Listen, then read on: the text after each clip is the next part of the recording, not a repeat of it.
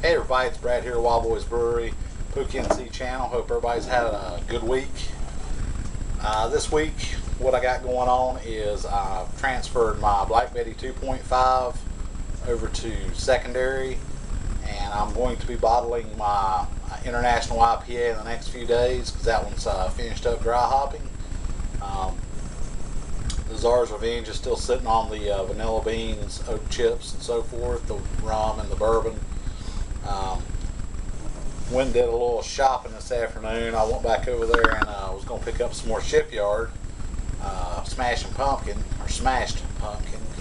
and there was one bottle left. Big surprise. But I grabbed it. They said they'd have some more in soon, probably. Picked up a couple glasses. They had some their Halloween stuff out. It was pretty cool.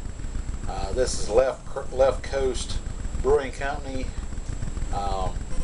It's their Voodoo glass, American Stout. Picked this up. Can't get the beer out here, but we can get the glassware. Go figure. It's a pretty cool looking glass, so I picked it up, add it to the pint glass collection. And I picked up another tulip. It's not a Duvel glass. It's kind of a Duvel knockoff, I guess. It doesn't have any etching in the bottom of it, but it's a big tulip glass, brandy snifter, whatever you want to call it. $4. Real good deal on that. And I had bought one of these, the other pumpkin beer that Shipyard carries. They're basically their session beer. They're Pumpkinhead. I picked up a bottle of that on my last beer run when I got all these other pumpkin beers, and I was going to check that one out today. So let's pop the top on it and see how it is. Good hiss. Of course, as soon as you start the camera up, the fucking neighbor fires up the lawnmower. You know how that goes. Let's get a pour on it in the new glass. Got good smoke coming out of it. This one looks to be a little bit lighter than the rest of them I've seen. It's not quite copper. It's more like a light golden amber color.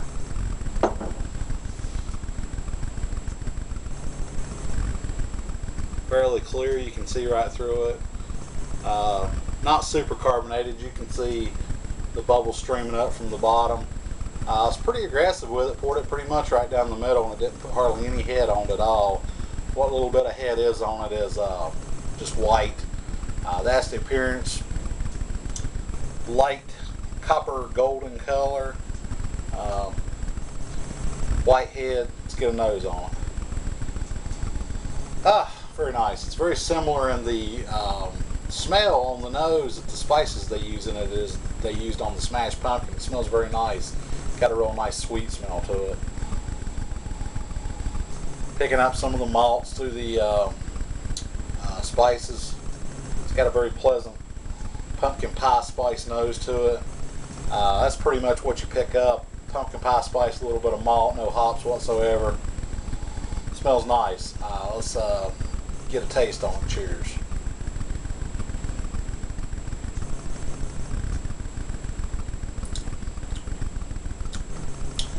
This is another good one.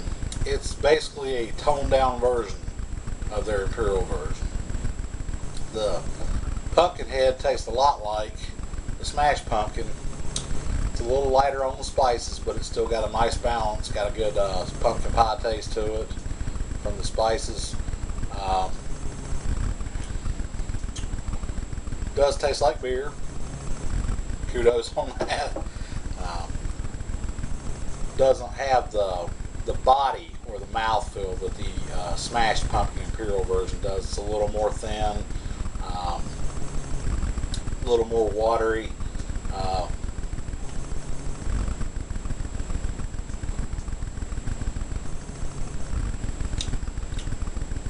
Mouthfeel's thin on it, but most of these regular pumpkin session ales are.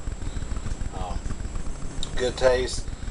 Got the spices right up front, a little bit of malt in the middle, and then it kind of fades out to probably like 75%, 80% spice, about 20% malt in the background, maybe not even that much malt.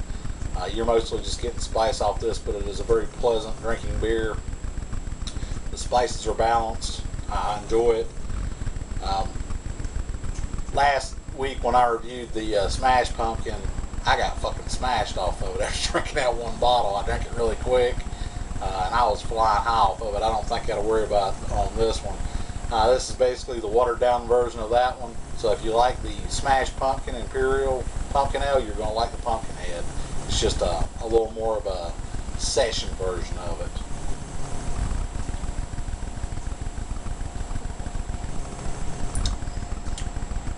Maybe a little more bite on the carbonation than the other one has, it seems like.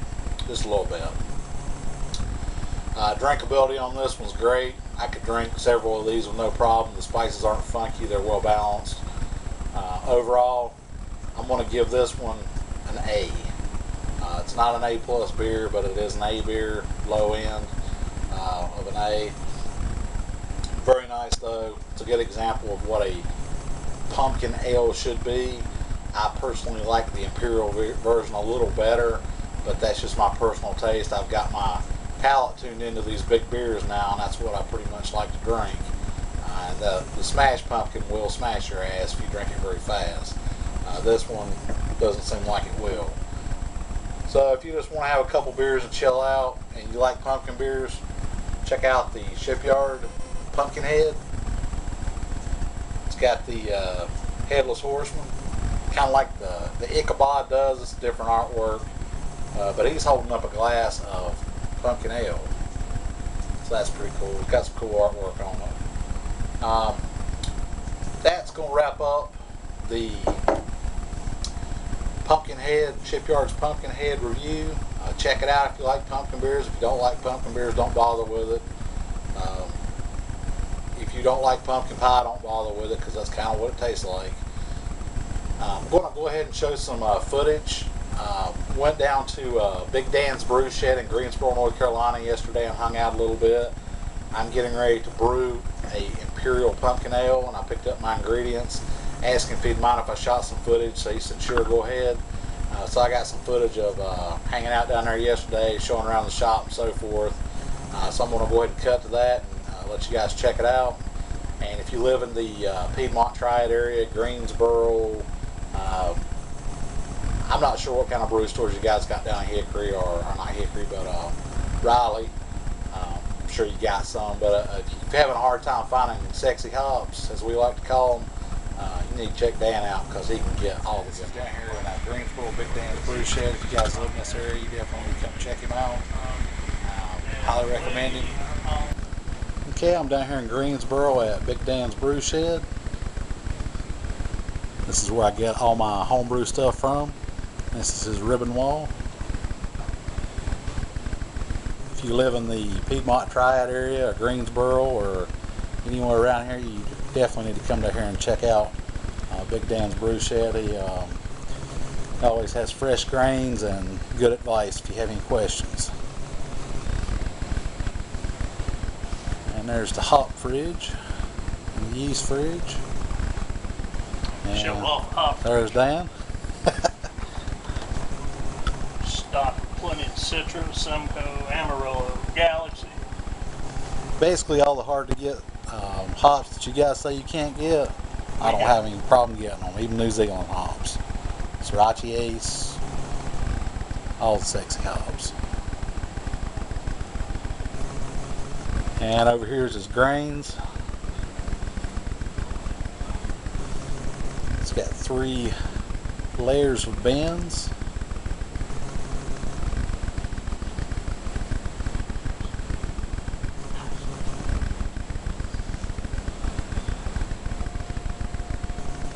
Big pallet full. And back here's his grain mills.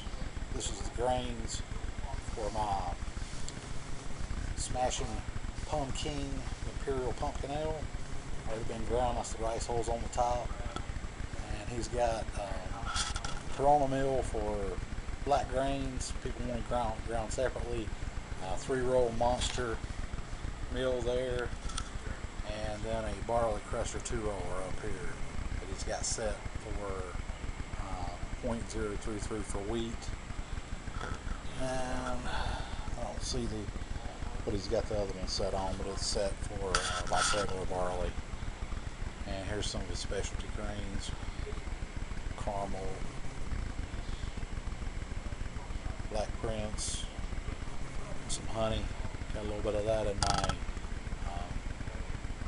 pumpkin beer. And up here's Carboys. And he's also got some wine stuff over there. And extract. A bunch of flavorings and stuff. So this is down here in Greensboro, Big Dan's Brew Shed. If you guys live in this area, you definitely need to come check him out. Highly recommend him.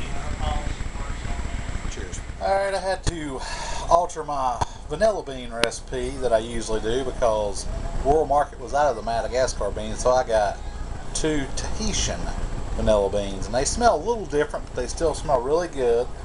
And so I'm going to go ahead and use them anyway. What I did was I took the beans and split them in half, cut them in half and split them in half, and then put them in 1 cup of Captain Morgan's private stock, which has got a little more think time in the barrel, and it's aged out more than a regular Captain Morgan rum, and it's got a little smoother taste. And I took a cup of that and the 2 vanilla beans, and they're in there. And this is not the silver I usually use, so it's already kind of dark, but this stuff will darken up quite a bit. But you can see the vanilla beans in there floating around, and you can probably see I don't know if the camera will show it or not, you can see like the oils and the little particles floating from the vanilla beans starting to extract. And this has only been in there like less than 5 minutes. You leave it in there for an hour and come back and check it, and there'll be all kinds of oils floating on the top and little particles floating throughout. And this will wind up going into the secondary of my Imperial. What I'm calling it is the Imperial Smashing Pumking Pumpkin Ale. So it's going to be a play on, I like the Pumking name, and I like the Smashed Pumpkin name, so I'm just kind of putting those together, and a little bit of an homage to the Smashing Pumpkins band.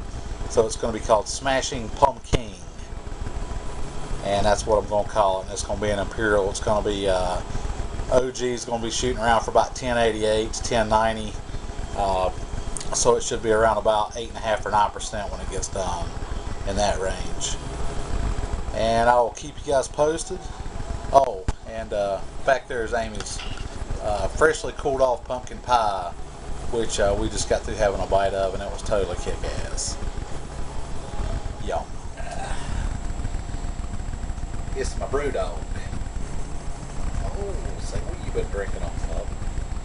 This is my Brewdog, Smokey Joe. That's where I got the name for my brewery at, Wild Boys. Because he's my wild boy. He's my wild boy. You want to say hey to everybody? Say it's a sleeping time. Put me down.